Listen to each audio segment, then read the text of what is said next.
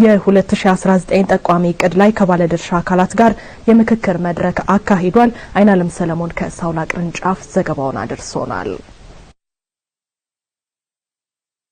የደቡብ ኢትዮጵያ ክልላዊ መንግስት የህብረተሰብ ጤና ኢንስቲትዩት የ2018 በጀት ዓመት የእቅድ አፈጻጸምና የ2019 ጠቋሚ እቅድ ላይ ከባለድርሻ አካላት ጋር በሳውላ ከተማ ምክክር ባካሄደበት ወቅት የክልሉ የህብረተሰብ ጤና ኢንስቲትዩት ዋና ዳይሬክተር አቶ አጉኔ አሾሌ የክልሉ የህብረተሰብ ጤና ኢንስቲትዩት የህብረተሰብ ጤና ቁጥጥር ስርዓትን በማጠናከር የህብረተሰብ ጤና አደጋዎችን በመከላከልና በመቆጣጠር ክልላዊ የላቦራቶሪ አቅምን በመገንባት እንዲሁም የተለያዩ ምርምርና ጥናቶችን በማካሄድ ተግባሩን እየተወጣ ይገኛል ብለዋል። እንግዲህ ያጋጠሙን ፈተናዎች ወደ ድል ለመቀየር ባደረግነው ጥረት የዝግጁነት አቅማችን የሚያጠናክሩ አሰራር ሂደቶችን ተከትለናል። ለቀጣይም ተሞክሮቻችን በማጠናከር ሁሉም ወረርሽኝ በላቦራቶሪ እንዲረጋገጡ በማድረግ የህብረተሰብ ጤና ላቦራቶሪ አቅማችን የሚያሳድጉ ተግባራትን በሩብ ዓመት ሲናከናውን ቆይተናል።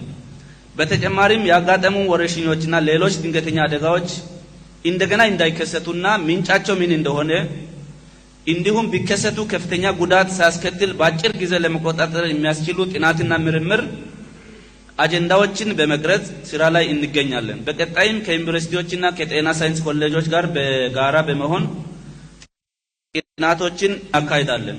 የጎፋ ዞን ዋና አስተዳዳሪ ኢንጂነር ዳግማዊ አየለ በበኩላቸው የጤና ዘርፍ ለሁለንተናዊ ብልጽግና ያለውን ሚና ለማጎልበት ባለድርሻ አካላት በቅንጅት መስራት እንዳለባቸው አስገንዝበዋል።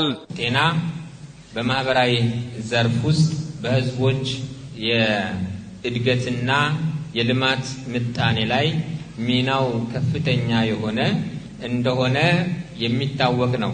እስካሁን ድረስ በምንሰራቸው ስራዎች ውስጥ ጤናማ ማህበረሰብ በመገንባታችን በሀገራችን እየሰራን ያለናቸው የብልጽግና ስራዎችን ወደፊት እንድናስቀጥል እድል የሰጠ በጤና ምክንያት ከስራ የሚስተጓጎል በጤና ምክንያት ከልማት የሚስተጓጎል ማህበረሰብ እንዳይፈጠር ልዩ ስትራቴጂ በመፍጠር ከዚህ ቀደም በመከላከል የምንሰራቸውን ስራዎችን ውጤታማ በማድረግና በሕክምናው ዘርፍም ህዝቦች ተጠቃሚ እንዲሆኑ ለማድረግ በምንሰራው ጥረት ሰፋ ያለ ለውጦችን በጤናው ዘርፍ ስናስመዘግብ ቆይተናል። በቀረቡ ሪፖርትና እቅድ ላይ ከተሳታፊዎች የተለያዩ አስተያየቶችና ሀሳቦች ቀርበዋል። ሁኔታው እንደ ሀገራችን አሁን ያለው ነባራዊ ሁኔታዎችን ስናይ ጠንካራ ክትትል ግምገማ ስርዓት እስከታች ድረስ ህብረተሰብ ባለቤት ሆኖ የራሱ ችግር በራሱ የሚፈታበት ሁኔታዎች እንዲፈጠሩ ሰፊ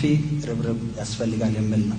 ከዓለም አቀፍ ተቋማትም ጨምሮ እውቅና ያገኘንበት አጠቃላይ የደቡብ ኢትዮጵያ ክልል ጤና ቢሮ ጨምሮ በፓብሊክ ሄልዝ ኢመርጀንሲ ያው የጋራ ስኬትም ስለሆነ በጣም ልዩ ብዬ ነው የወሰድኩትና ይሄ በጋራ ተቀናጅተን ይሄን የመረንበት ትልቅ ውጤትም የመጣበት ዓመት ተብሎ መውሰድ ይቻላል።